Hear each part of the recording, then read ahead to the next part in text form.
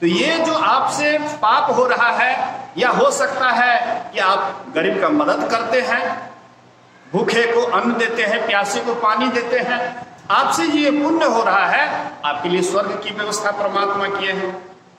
तो मन से, वचन से, कर्म से, हम शरीर से जो कर्म करते हैं अच्छा या बुरा, तो उसके लिए शरीर में ही आकर के भोगना पड़ता है। शरीर से कर्म किए हैं तो शरीर में आकर के भोगना पड़ता है। कोई आदमी को देखते हैं कि मां के गर्भे में है लेकिन एरोप्लेन पर चढ़ रहा है, एरोप्लेन पर सफर कर रहा है। तो मां अगर एरोप्लेन पर सफर कर रही है तो गर्भ में बालक जो है वो भी तो सफर कर रहा है, उसके पुण्य का कर्म है, पुण्य कर्म का फल है कि अभी जन्म भी नहीं लिया है, एरोप्लेन पर चढ़ रहा है। किसी को आप देखते हैं कि होश भी नहीं संभालता है और स्टेशन पर या और जगह जाकर के भिक्षा मांगने लग जाता है, माता राम 2 पैसा दे दो, बाबा राम 2 पैसा दे दो। ये क्या है? उनके कर्मों का ही फल है। तो आप जैसा भी कर्म करते हैं परमात्मा वैसी व्यवस्था सबके लिए बना दिए, संविधान बना हुआ है। जैसे इस देश में रहिएगा तो संविधान के अनुसार आपको रहना पड़ेगा। भीमराव अंबेडकर द्वारा जो संविधान बनाया गया है उस संविधान के अनुसार अगर आप चलते हैं तो सरकार के कानून से आप बचते हैं। और संविधान का उल्लंघन करते हैं तो सरकार के द्वारा आप दंडित होते हैं। ऐसे ही परमात्मा के द्वारा भी संविधान बना हुआ है। वह संविधान का अगर आप उल्लंघन करते हैं तो परमात्मा के द्वारा भी दंड का विधान है। यमराज के लिए यमराज उस तैयार किए हुए हैं, यमराज यमदूत को तैयार किए हुए हैं कि जिसका जैसा कर्म होता है उसको उसी तरह से फल दो। तो ये सारी व्यवस्था परमात्मा के द्वारा किया गया है। इसलिए कर्म करने से पहले खूब सोच विचार करके करना चाहिए। हम मनुष्य शरीर में आए हैं 84 लाख योनियों को टप करके, 84 लाख योनियों में थे, नाना प्रकार के दुख को झेल रहे थे। परमात्मा दयालु, दया करने वाले परमात्मा हमको मनुष्य का शरीर दिए। क्यों दिए? कि हमारी भक्ति करके यह मेरे पास आ जाएंगे। लेकिन अगर हम परमात्मा की भक्ति नहीं करके संसार के उलझनों में ही उलझे रहे, परमात्मा को कभी याद नहीं किए, उसका सुमरन ध्यान नहीं किए, इसका परमात्मा दंड देते हैं। क्या दंड देते हैं? तो जहां से आए फिर उधरे ट्रांसफर कर देते हैं, रेफर कर देते हैं कि जाओ। इसलिए हम आपको सोच समझ करके करना चाहिए। मनुष्य शरीर में आए हैं, इससे भी और अच्छी जगह में जाएं, अच्छी गति हो, अच्छाई में जाएं, इसलिए सोच समझ करके करना चाहिए। हड़बड़ा करके कोई कर्म नहीं करना चाहिए। शुभ कर्म भी हड़बड़ा करके करने से उसका परिणाम उल्टा भी हो सकता है। हम शुभ कर्म भी करते हैं लेकिन हड़बड़ा करके करते हैं, मन विचलित होकर के करते हैं, तो उसका परिणाम उल्टा भी होता है। अभी छोड़ दीजिए पानी की व्यवस्था, अभी सेवा रहने दीजिए। बोलिए श्री सद्गुरु। ध्यान से सुनिएगा, थोड़ी देर और सेवा करूंगा क्योंकि समय के अनुसार चलना है। बोलिए श्री सद्गुरु। तो मैं कह रहा था कि आप उत्तम शरीर में आए हैं, जिस शरीर के लिए देवी देवता भी तरसते हैं, लेकिन देवी देवता को भी वह शरीर या शरीर मिलना मुश्किल है और हम आपको सुलभ हो गया है। तो ये उत्तम शरीर में आकर के अगर हम उत्तम कर्म करते हैं तो हम एक दिन परमात्मा को भी पा सकते हैं। परमात्मा जहां से हम आए हैं वहां भी जा सकते हैं। तो सबसे उत्तम कर्म इस शरीर में क्या है? हम आप सोचते हैं, हम आप बहुत चालाक बनते हैं, परमात्मा को भी ठगना चाहते हैं। क्या ठगते हैं कि चलो भाई इतना पाप किए ना तो थोड़ा सा पुण्य भी कर लेंगे, तो दोनों जो है ना 2 घटाओ 2 बराबर 0। मतलब पाप किए ना और उसके बाद मंदिर में जा करके इतना दान कर देंगे तो पाप कट जाएगा।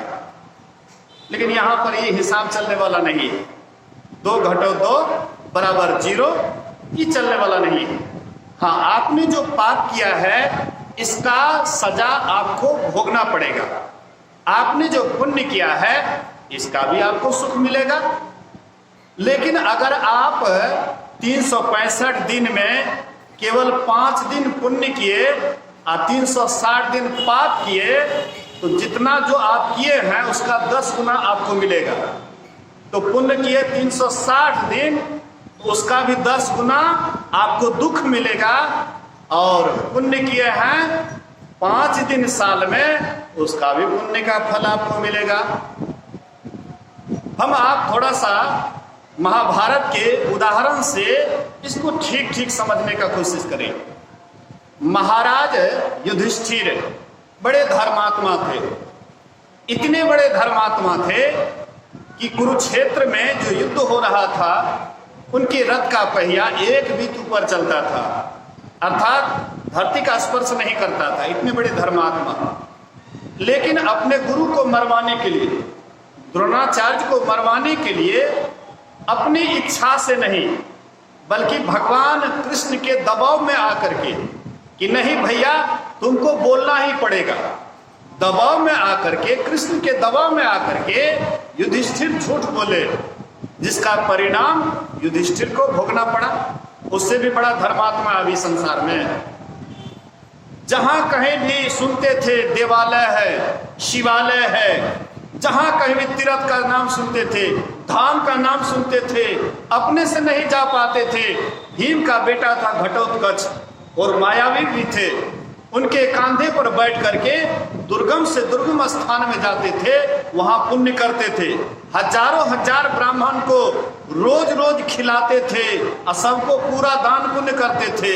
लेकिन इतने बड़े धर्मात्मा भी एक छोटा सा झूठ बोलने के कारण अश्वत्थामा नरो हतो वा कुंजरो, छोटी सी गलती हुई और वह भी भगवान के दबाव में आकर के, लेकिन इसका नतीजा, इसका परिणाम स्वयं उसको भोगना पड़ा।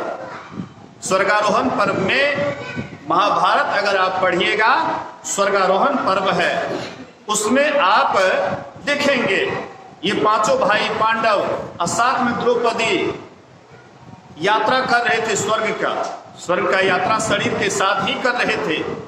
जाते जाते हिमालय में, हाँ, हिमालय की तरफ जब पूरा आगे बढ़ गए तो द्रौपदी नीचे गिर जाती है।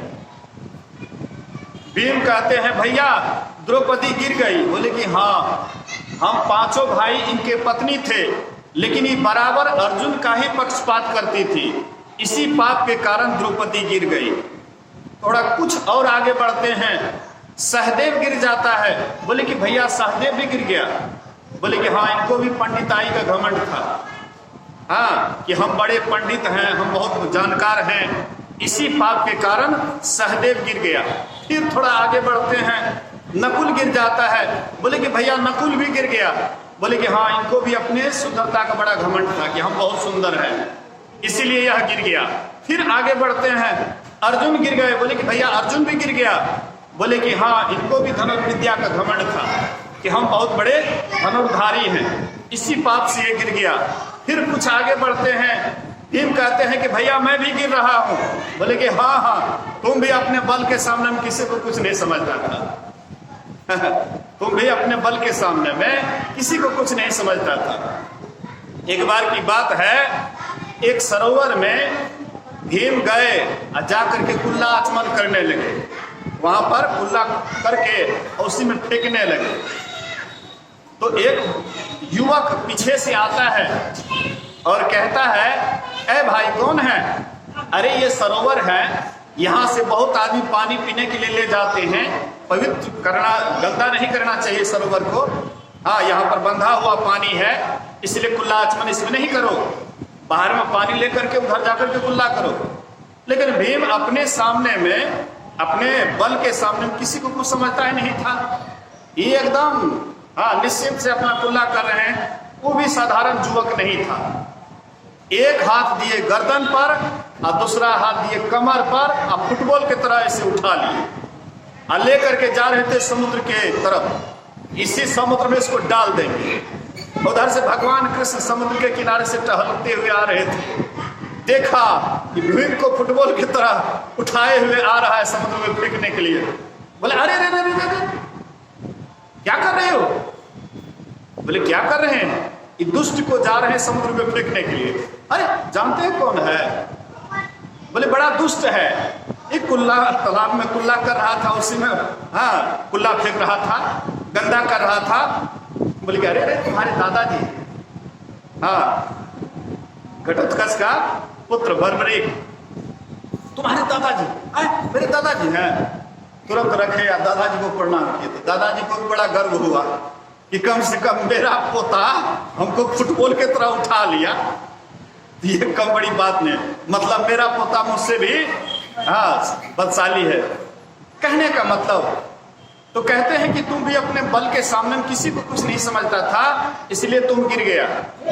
और वहां पर आगे बढ़ता है, आगे बढ़ते हैं तो उधर से हाँ धर्मराज भेष बदल करके आए रथ लेकर के। बोले कि चलो स्वर्ग के लिए तुम्हारा हाँ स्वागत है, स्वर्ग में तुम्हारे लिए विमान भेजे हैं धर्मराज, इसलिए चलो। तो जैसे ही रथ पर जाने लगे तो एक कुत्ता भी उनके साथ में था, धर्मराज के साथ में एक कुत्ता भी था। कुत्ता को भी रथ पर बैठाने लगे।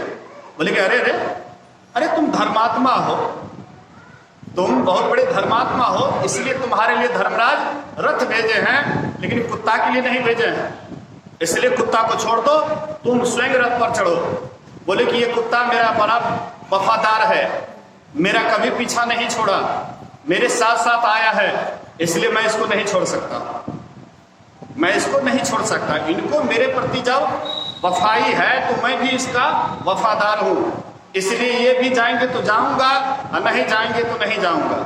धर्मराज अपने रूप में प्रकट हो गए, तब उसको नमन करते हैं, प्रणाम करते हैं।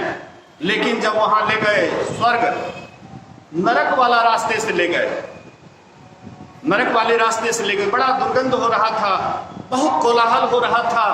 बोले कि ये क्यों दुर्गंध आती है, इतना कोलाहल क्यों होता है? बोले कि यहाँ नरक है, यहाँ पर जीवों को सजा दी जाती है, जीवों को पीड़ा दी जाती है, उसी यातना से सब करा रहे हैं। हाँ बोले कि हमको यहीं रहने दो, हमको यहीं रहने दो, जो हमको हमारे रहने से अगर किसी को सुख मिल रहा है, शांति मिल रही है, तो मैं यहीं रहूंगा। वहीं पर धीरे धीरे प्रकाश हो जाता है और वहीं पर फिर हाँ मतलब सिंहासन आ जाता है। धर्मराज फिर उस सिंहासन पर विराजमान हुए। मेरे कहने की ये आशय है कि एक छोटा सा गलती किए युधिष्ठिर जी महाराज, उसको भी उस गलती का परिणाम भोगना पड़ा। और हम आप कितना गलती करते हैं, बढ़िया से झांक करके देखिएगा। अपनी गलती अपना तो जरूर जानते हैं, दूसरा आदमी जाने या ना जाने। आपके पति हैं, आपके बेटे हैं, बेटी हैं, कोई भी रिश्तेदार हैं, लेकिन आपके मन की बात आप स्वयं जानते हैं। मेरा मन क्या सोचता है, मेरा मन क्या कर रहा है, मेरा मन अच्छाई की ओर जा रहा है या बुराई की ओर जा रहा है। हम अपनी मन की बात को सब आदमी जानते हैं। इसलिए संत महापुरुष कहते हैं कि मन को अगर तुम आजाद छोड़ दोगे तो ये कौन है, ये जो है ना तुमको कहां लेकर के जाएगा, इसका कोई ठिकाना नहीं। इसीलिए मन को थोड़ा सा काम दो, काम दो, ऐसा काम दो कि मन धीरे धीरे इतना शांत हो जाए, स्थिर हो जाए, इसको इतना आनंद लगे कि वो बुराई की ओर जाए ही नहीं। बुराई की ओर तब जाता है जब इनको अच्छा वाला रास्ता कोई बढ़िया नहीं मिलता है। मान लीजिए बुराई की तरफ हम जा रहे हैं, मन को उसी में आनंद आ रहा है, हाँ 10 टकिया मिल रहा है विषय में, तो मन विषय की तरफ भटक रहा है। हो सकता है कि थोड़ा भक्ति करके इनको 100 टकिया मिलने लगे तो 10 टकिया की तरफ ख्याल जाएगा। है विषय में 10 टकिया मिल रहा है, अब परमात्मा के भक्ति में इसको 100 टकिया मिल रहा है, तो 100 टकिया नहीं मिला है, इसीलिए 10 टकिया की तरफ दौड़ रहा है। और जब 100 टकिया मिल जाएगा तो 10 टकिया अपने आप छूट जाएगा। बुराई को छोड़ने से पहले अच्छाई की ओर चलिए, ऐसे बुराई नहीं छूटेगा। आप जो सोचिएगा कि किसी तरह से हम एकाएक बुराई छोड़ देंगे, छूटेगा नहीं। लेकिन आप अच्छाई बुराई की ओर ध्यान नहीं दे करके अच्छाई की ओर ध्यान देने लगिएगा तो धीरे धीरे यह मन आपको बोरेंगे भी। मतलब 84 लाख में भेज भी सकता है, लेकिन यही मन आपको तार भी सकता है, अर्थात आपको परमात्मा से भी मिला सकता है। इसलिए मन मशीन के समान है। जैसे मशीन को पंपी सेट में लगा दीजिए, पानी देने लग जाता है, वही मशीन को आप थ्रेशर से जोड़ दीजिए, तैयारी करने लग जाता है गेहूं। मतलब मन एक है, चाहे उसको परमात्मा की भक्ति में लगा दीजिए या विषय की तरफ लगा दीजिए, ये आपकी मर्जी है, लेकिन सोच समझ करके कीजिए। इसलिए उपनिषदकार कहते हैं, यदि शैल समम पापम विस्तृणम बहुयोजनम विद्यते ध्यान योगेन नान्यो भेद कदाचन। कई योजन तक पहाड़ के समान यदि पाप राशि हो, वह भी ध्यान योग से नष्ट हो जाता है। पूजा पाठ कीजिएगा, उससे पुण्य होगा, लेकिन पाप आपका नाश नहीं होगा, पाप का सजा आपको भोगना पड़ेगा। कोई जग करते हैं, जग का पुण्य फल आपको मिलेगा। मैं आपको यह नहीं कहता हूं कि जग करने से आपको पुण्य का फल नहीं मिलेगा, पुण्य का फल मिलेगा, लेकिन आपका पाप नहीं कटेगा, पाप भी आपको भोगना ही पड़ेगा। लेकिन अगर आप ध्यान वाला क्रिया जान करके, संत महात्माओं से ध्यान की क्रिया जान करके अगर आप ध्यान करने लगिए, तो जैसे आप रुई का ढेर है, बहुत बड़ा पहाड़ के समान रुई का ढेर है, एक छोटा सा चिंगारी लगा दीजिए, वह रुई का ढेर जल करके राख हो जाता है। वैसे ही आपका कितना ही पाप किया हुआ है, अगर आप ध्यान में उतर जाइए, मन लगा करके ध्यान करिए, सब पाप आपका ऐसे ही जल जाएगा जैसे रुई का ढेर जल गया। इसीलिए ध्यान कीजिए। गोरखनाथ जी महाराज कहते हैं, हंसी बा खेली बा धरी बा ध्यान, अहिनिसी कथिबा ब्रह्म ज्ञान, हंसे खेले ना करे मन भंग, ते निचल सदा नाथ के संग। गोरखनाथ जी महाराज कहते हैं, ब्रह्म अग्नि में होमे काया, तास महादेव बंदे पाया, नाद बिंद जाके घट जरे, ताकि सेवा पार्वती करे। कहते हैं जो ब्रह्म अग्नि में होमे काया, ये शरीर रूपी काया को ब्रह्म अग्नि में होम देते हैं, अर्थात ब्रह्मा अग्नि अपने अंदर में प्रकट कर लेते हैं, बिंदु अपने अंदर में उदय कर लेते हैं, प्रकाश जिनके अंदर में हो जाता है, महादेव जी कहते हैं उसकी वंदना करते हैं। नाद बिंद जाके घट जरे, ताकि सेवा पार्वती करे। जिनके अंदर में नाद बिंदु का उदय हो जाता है, उसकी सेवा करने के लिए पार्वती, लक्ष्मी, सरस्वती भी तैयार रहती है कि ऐसे साधक साध्वी को दुख नहीं हो। इसलिए हम लोग रोज रोज पाठ करते हैं, बिंदु ध्यान विधि नाद ध्यान विधि, सरल सरल जग में परचारे, सब संतन की बड़ी बलिहारी। ये बिंदु नाद ध्यान की महिमा है। अगर आप करिएगा, स्वयं आपको बुझाएगा कि हम पवित्र होते होते इतना पवित्र हो जाइएगा कि जितना परमात्मा पवित्र है। तो जैसे परमात्मा पवित्र हैं, वैसे आप ध्यान करते करते पवित्र हो जाइएगा। जैसे उल्टा नाम जपत जग जाना, वाल्मीकि भय ब्रह्म समाना। वही ध्यान करते करते, उल्टा नाम का भजन करते करते रत्नाकर से वाल्मीकि ब्रह्म के समान हो गए। अर्थात जानई तुम्हारी हो जाई, सोई जानई जही देहु चलाई। जाना तुम्हारी हो जाई, तो जो उस परमात्मा को जानते हैं वह भी परमात्मा हो जाते हैं। हम प्रभु हम एक ही होई, द्वंद्व अरुद्वैत रहे नहीं कोई। मैं ही ऐसी आरती की जाए, भवमा जन्म बहुरी ने ली जाए।